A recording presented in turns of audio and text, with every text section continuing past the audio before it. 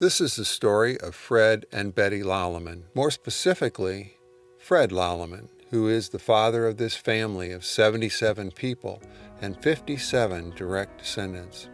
Of those 77, only 11 ever met him. Of the 19 grandchildren, only 2 were born before he died. Although many of you have memories of Grandma Betty and Grandpa Al, most of you have no memory of Fred Laleman. For that reason, I will share some of the memories from some of our relatives as well as myself. I hope this video will help you to learn a great deal about Grandpa Fred, who I call Dad. As you look at the pictures, I think you will see family resemblances in both ancestors and descendants of this family. Fred's grandparents lived in Zaarn, Belgium, which is where the first records of the family name Laleman are recorded. Fred has 5 Laleman aunts or tantes. 3 lived in Chicago and worked as dressmakers at Marshall Fields. Malvina, youngest daughter, suffered an illness when very young which left her deaf before she could learn to speak. Fred's grandparents had 4 sons who lived to adulthood. Fred's uncle Cyril was the first to immigrate to the United States in 1903, and he initially worked in a foundry. He later became a police officer. Camille's brother Arthur, Fred's uncle, immigrated in 1907 and married Valerie Lacrete. They operated Laleman's Tap in East Moline. Their 2 sons, Henry, who was known as Red, and Joe, are the fathers of all of the Lalemans that live in the Quad Cities. A brother, Emile, died at age 2. He was the 3rd child. Many years later, Fred's uncle Emile Antoon was born. He served in the Belgian army in World War I. He was killed in action when a grenade was thrown into his tent while sleeping.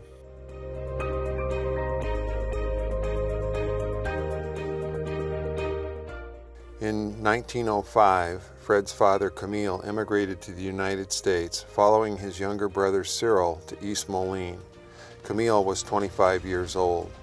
In November of 1906, Louise Van de Velde immigrated from Belgium with her parents to East Moline. According to Aunt Dorothy Chamberlain, his mother Louise was born in Agen, Belgium, one of 4 children. They were married in St. Mary's Church in East Moline, possibly the first to be married there. Here are Camille and Louise on their wedding day. Marcia Louise is named after her grandmother. In 1910, the Laleman family was living in East Moline near the foundry. Family history says that they were operating a tavern. Records show they had boarders too. Their names are incorrect on the census forms. Their children then were Felix and Rosie Rose. They were Fred's brother and sister. Camille was a laborer, but he was on strike. Fred's uncle Arthur worked in the foundry and lived with them. As was typical then, only the head of the household became a naturalized citizen. Camille did so in 1910, after the census. The 1930 census shows the Laleman family in Canoe Creek Township with 8-year-old Freddie. Their neighbors were the Vromans with 10-year-old Alvin. Dad told me he played baseball as a kid and the team would travel to different towns. He recalled playing ball at the park in Albany. Of course, this was before the tennis courts and the shelters were built. Dad graduated from 8th grade in 1936. In order to attend high school, he had to go to United Township High School in East Moline. He used to walk the railroad tracks to get to East Moline. He had to live there with his Aunt Paula's family, which he hated. He quit after 1 year. According to Mom, Paula's daughter greatly irritated him. In 1939, the Laleman family moved to the John Seaholm farm between Erie and Provincetown. Seaholm was the chief engineer at the Moline Plow Company, so he had access to Minneapolis Moline tractors and equipment. In this 1939 photo, 17-year-old Fred is standing on a brand new 1939 Minneapolis Moline R tractor along with his sister Gabriel. His brother Frank is to their left on a Twin City tractor, and sisters Rachel and Ann are on the tractors to their right, with a hired man on the Minneapolis Bowling U with Rachel. Their father Camille is standing in front with the wide-brimmed hat. In 1942, the McKenna family moved to the Erie area, with most of the 14 children still at home. The McKenna family decided that 16-year-old Betty would not re-enroll in school when they moved to Erie. With a large farm, all the boys were needed to help because the McKenna family initially farmed with horses. Betty was needed to help her mother. She was not to finish her junior year at Community Catholic High School in Sterling, and even though her sisters would later go on to Erie High School. She and her sisters would join the Erie Church Youth Group. Fred and Ann Laleman were members. Dort said that Fred and Betty met at a wiener roast at the Seaholm Farm in June 1942. The 800-acre Utley Farm, where the McKennas moved, was across the Rock River from the Seaholm Farm where the Lalemans lived. Aunt Ann tells the story of how much Fred and Frank loved to hunt. They would take her along and make her carry a gunny sack around her neck to keep the animals they would shoot. Fred's mother, Louise, died in March of 1943. She was in her 50s. According to Mom, Dad was quite close to his mother, and this affected him greatly. The visitation was held at their home on the Seaholm Farm. The following September, an equipment show for Minneapolis Moline dealers was held at the Seaholm Farm. This photo of 21-year-old Fred and 19-year-old Ann was taken with their father, 64-year-old Camille. This show featured experimental tractors and equipment that was planned for production after World War II ended. Several of the experimental tractors and some equipment was later owned by Fred and brother Frank, who farmed together after Frank returned from World War II. In 1945, Fred had a falling out with his father and tried to enlist in the Army. His brother Frank was already serving. His father Camille could not farm the 400-acre Seaholm farm without Fred, so he asked that his enlistment be canceled. Fred agreed to farm the land if his father provided him a farm worker's house so he could get married. Fred is seen here with Betty's Navy brother Bob and Cleon Eyrick, who was dating and later married Betty's sister Jean. According to Aunt Dorothy, Fred and Betty were married April 7, 1945 at St. Catherine's Church in Prophetstown. Jean McKenna was maid of honor, and Al DeJager, Fred's cousin and son of Fred's mother's sister, was best man. The reception was at the McKenna's farm home. There was a rationing of gas and tires because of World War II, so they left for a short honeymoon to Iowa. When they reached Davenport, they had a flat tire, so they went no farther. From Mom. When we reached home after a short honeymoon, we found someone had broken into our house, which we had ready to move into. The door lock was broken, and when we opened the door, the mattress from the bedroom was on the kitchen floor. All the dishes, pans, and groceries were scattered over the floor. Our drawers where our clothes were filled with cornflakes. What a mess! We knew Eileen and Gus were responsible, so after we cleaned it up, we invited them over. We didn't mention anything about it, and neither did they. Finally, as they were leaving, we brought it up, and they denied it, and we wouldn't believe them. After a long discussion, they convinced us of their innocence, and we later found out it was Fred's brothers and sisters. From Aunt Kate McKenna. On Dad's 27th, she wrote this poem. "'Twas a tall, lanky farmer they all called Fred, an independent old cuss, or so they all said. A tractor he drove down a furrow so straight, but the neighbors all said it kinked like an 8. The cornrows he planted gave his in-laws a shock, but he tried his darndest, why give him a knock? His sows are all super better than ours, any day yet. When all are shipped, our receipts ain't hay. They say he's a horseman, but I do declare when he jumped on a horse, the horse wasn't there. He's building stairs on the outside of his crib for the climbing ambitions of his oldest kid. On a post sat a pheasant in Milledgeville, said Fred, but when he got there, the darn thing had fled. A new black Ford Santa left at his door. Would that Santa deliver a few more? 'Twill soon be Easter. He has made any plans to hop in an airplane and fly over the lands? Everything that goes up must surely go down, but Fred's old tummy was just turned around. Now 2 little boys, but never a girl, raises twin calves, not a lass with a curl. He's got a wife, her name is Bet. How he acquired her, I can't figure out yet. I tried to be honest, let this be on my head. You know I'm just joking about that devil of Fred. In this photo, Fred is seen with an experimental Minneapolis mowing tractor pulling the combine. This experimental tractor has been found and restored. That young child standing in the field is Ron.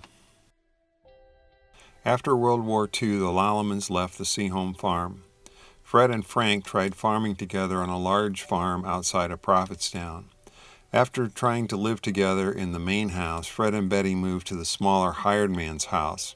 This is where they were living when I was born.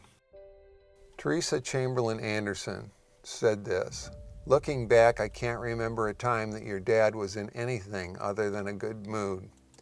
I clearly remember his grin, which he got on his face most of the time. We often went out when chores were being done, and he was patient, explaining what he was doing and why. Although we often had to feed those pesky chickens, I knew even then I would rather be in the barn with the cows.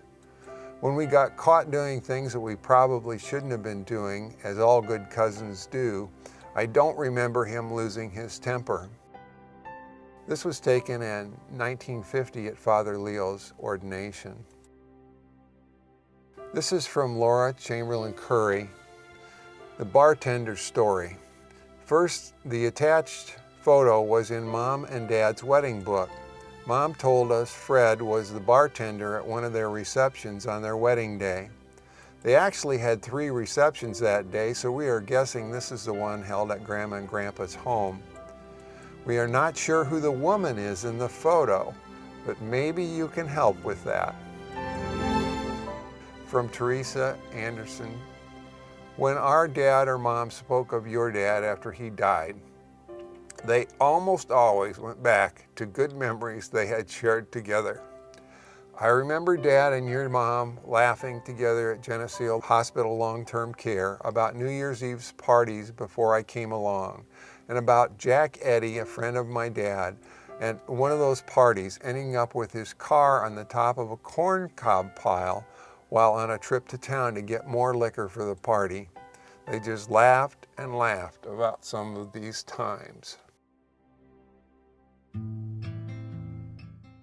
Mom, about Dad's 27th birthday. I think Fred's happiest birthday was the year he was 27 years old. We lived on a farm near Prophetstown, and I planned a surprise for him, and was he ever surprised? It wasn't a large party, but a fun one. Kate wrote the poem that you saw and heard about earlier, and this is a photo with Ron and me with Dad about that time. As Dort was talking about the Laleman family, she said the following. The oldest boy, Felix, married Marguerite Londuit of Londuit's Lake. They had three children.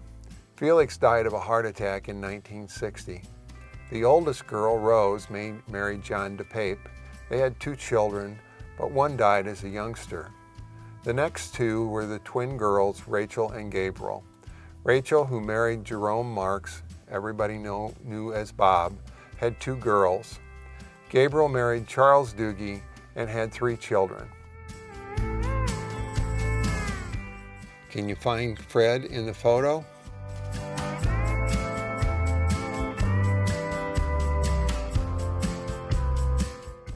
Again from Dort about the Laleman family. Then came Fred's brother Frank, who married Elsie Venke. They had 2 girls. Frank later married Evelyn Van Harty, who passed away.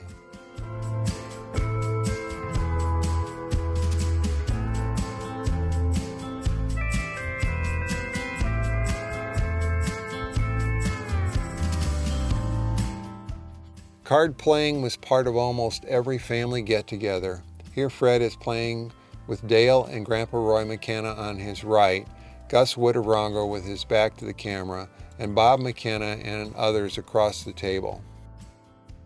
According to Dort again about the Laleman family, after Frank came Fred, followed by the youngest sibling, Ann. Ann married Tom Johnson and they had 6 children. When I asked Jan Smelter to talk about Dad, she said, "I do know Uncle Fred liked to come to our house for homemade bread and drank his coffee from a saucer. I think he was pretty close to my mom. Every time your mom had a baby, you kids would stay at our house. I remember shelling corn at your house and how we'd watch your boys kill the mice." From Teresa Anderson, she remembers the Father's Day picnic. "I clearly remember him scooping ice cream for cones at the Father's Day picnics at your farm, and I never remember seeing such large containers of ice cream either before or after those days."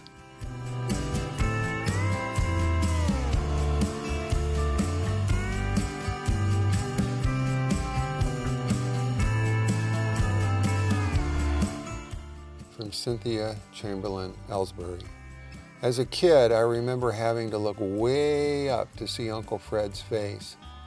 From Laura Chamberlain Curry. "A memory I have of being at your house on the farm when Uncle Fred was killing chickens.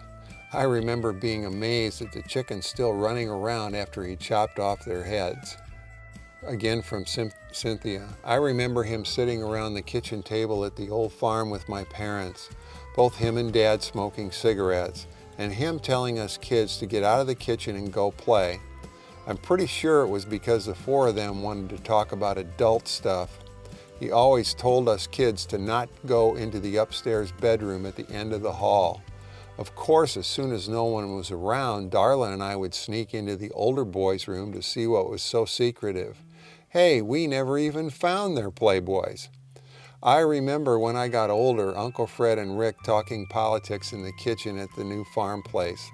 I didn't know much about politics at that age, but I was pretty sure they were not in agreement on the subject they were discussing. I remember Uncle Fred always being calm. I don't think I ever heard him yell, even with 7 kids in the house." This is Mom and Dad at Paul and Bonnie Eirich's wedding. From Laura Chamberlain Curry. "Another memory I have is seeing the huge Christmas tree in the living room. The ceiling was so high in that room and the tree nearly reached the ceiling. I was so jealous you all got such a big tree because our Christmas tree was usually small to fit in our living room." From me, when I gave Dad's eulogy. "As kids, we never knew we were poor. I think it was because of Christmas. I know Christmas was my dad's favorite time of the year. There were always plenty of presents for everyone, and it was the time he enjoyed most. He enjoyed hiding presents around the house in subtle ways. Ron tells how he found an electric train hidden in the fruit room, 1 car behind each jar.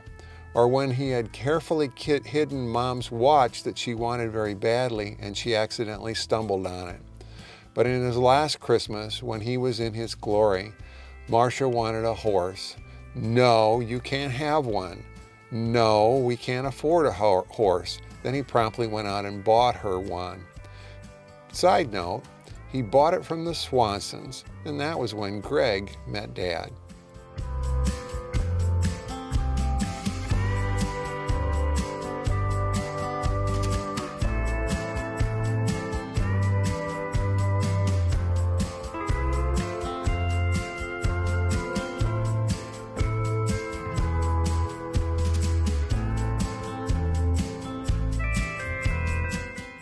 Again from Cynthia.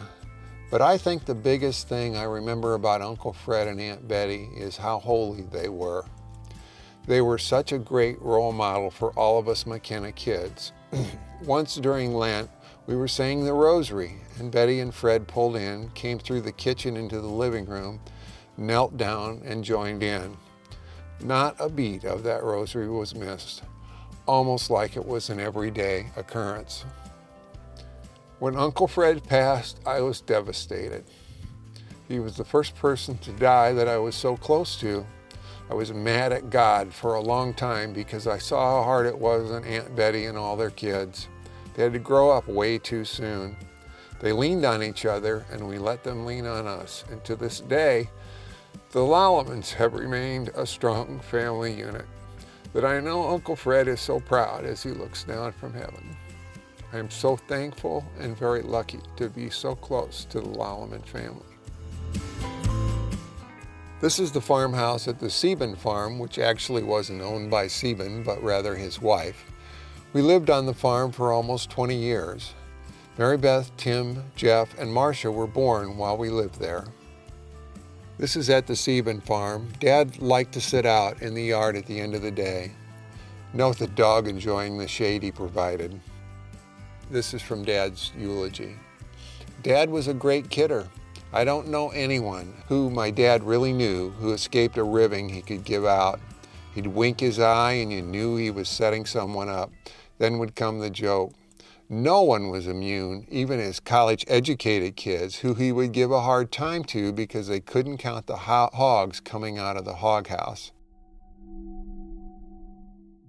This is Dad looking at a video game with Vinny and Bob McKenna. I love the glasses. Mom said Dad wanted me to make sure I graduated from college before I got married.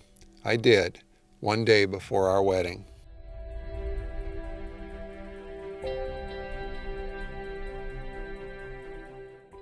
Dad and Mom came to Fort Gordon, Georgia to visit to see Scott. They borrowed Steve's Firebird to make the drive. I don't think they thought their car could make the trip.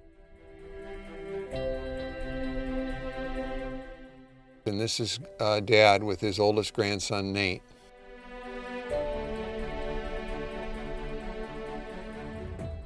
Dad with his new truck sign, a gift from Connie and me in March 1973. I was able to buy his truck on his farm sale after he died. To paint the sign, I had borrowed his truck, told him I needed to haul some things. Father Leo. This is the story of the red cap as told with Jeff Laleman. On the morning of his father's funeral, by chance, Jeff met me in the laundry room of the Laleman farmhouse. He had just hung up a red cap on the clothes rack on the wall. He then removed it, the cap, handed it to me, and said, "Father, Dad was wearing this hat when he died. It's kind of soiled and sweaty, but I don't want to wash it. I want to wear it just as it was when Dad wore it for the last time. Can you bless it for me, even if it isn't clean?" Father Leo later said this, "When you wear this, Jeff, stand straight and tall. Let it remind you to someday become a great man like your dad. May its sweat and stains remind you that such a man requires a great deal of hard work." In Dad's eulogy, I said this, "My dad loved my mother. I remember how important it was to him that she be near to him. I can't feel my dad is gone. He lives on. He lives in his kids. I saw him in the faces of Ron, Steve, Tim, Jeff, Mary Beth, and Marcia. I see his personality, his love. You can't miss his sense of humor in them, or his work ethic. I think if anyone should ask that a man be judged by what he leaves behind, then my dad would be judged to be great, because he left us with love, joy, and happy memories. What man has done more?"